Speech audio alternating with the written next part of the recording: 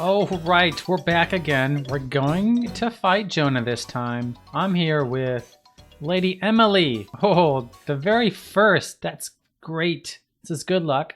She's a Dragon Lancer, and she's blue, because if I was green, I would die. Which I just found out actually is not the lyrics of the song, but I've been saying it for 20 years, so we're gonna keep on saying it. Anyways, on to Jonah. He is a badass, so we're gonna need all the help that we can, no matter what color your god is. Let's check out his moves. Up first, his Scythe attack. He will dash at you and hit you, and he'll do that twice. He's crazy fast and can basically jump across the entire map. Next up, his Ronin dash. It's extremely hard to dodge because he does it twice in quick succession. You basically have to get out of there as fast as you can. The trick to this special attack when he calls lightning down from the sky is to not be dashing through the air. You want to stand still. And it's pretty easy to get free hits in him during this time, so try that instead. Oh, see, look at this easy telegraph. Just stay out of the column. There we go, there we go, there we go, there we go. Oh, that was good. That was bad.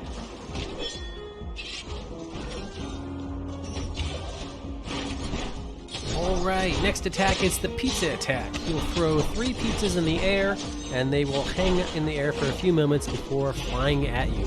So you're going to want to try and destroy them by spin kicking them, or you can try to dodge it.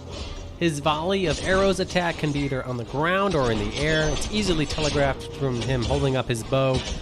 Just avoid the arrows.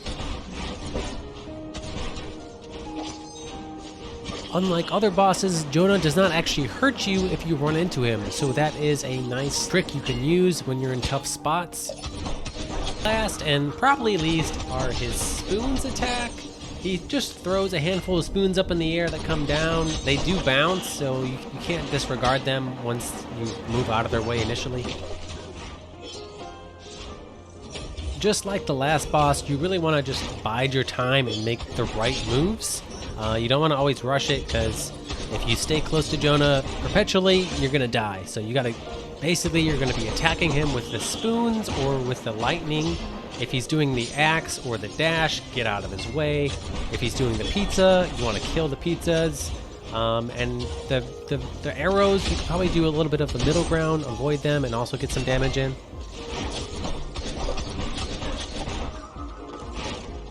A tip for the spinning axes, you can definitely get under him a lot of the times when he's doing his jumping and spinning. So that will help you not having to always try and jump over him.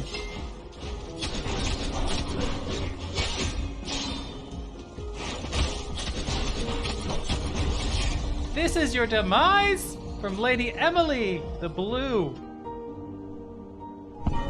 Alright, this guy was tough. Not as tough as Estuary Enoch for me, but let's move on to the final boss.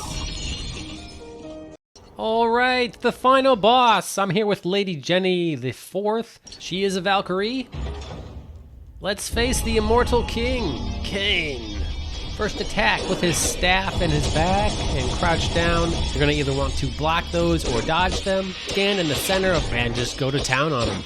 As he crouches down on all fours, he's prepping to jump up.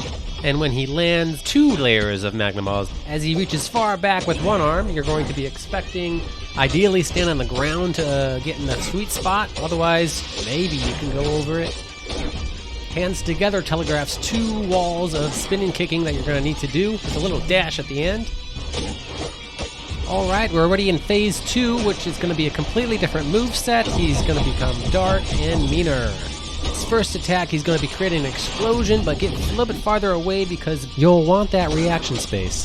The telegraph here is that his hand's going to go backwards and he's throwing these 2 ghosts at you. You can spin kick them, but be aware about the void beast inside of it. The telegraph for this attack was him getting on all fours. Wait for him to land before you're jumping into the air to avoid the saws. Like we've seen before, hands together with the void indicates a wall is coming. Now in this case, there's 2 of them. 1 dash can go through both. And the last attack to talk about, his hand goes up with electric. That means the ground is not safe. Also, you're going to be having some bulbs fly at you to spin kick. Those are all of his different moves. The two waves of blue fires are slightly off, so if you have to jump for one of them, you won't have to jump for the other. That was just unlucky, but take advantage of the immortality window. Alright, to phase 3. He's going to be swapping back and forth between light and dark, and that means his two completely different movesets. Don't forget to use your abilities and magic in this chaos. You'll start to notice that some of these projectiles aren't all that bad because they're all pretty much the same times, so you'll just get used to how to jump around them. Punish in all the opportunities that you can. So that is an example of a very distinct difference between light and dark. When it is light and he jumps, the magma balls fly from the top down, basically. But if he's dark, the saws come from bottom sideways. And punish. There's not really any recommendations in terms of classes fighting this boss. I would say go with whatever you're the best at. This is going to be a lot more about skill and maneuvering than what you pick. You're definitely going to want to stand back when he reaches back as white to throw his crossbones to give you that space to position yourself within the safe area. That was crazy close. Assuming you know this already, but you're definitely going to want to use the preset button for the spin kick as opposed to the button combination. You definitely need that reliability.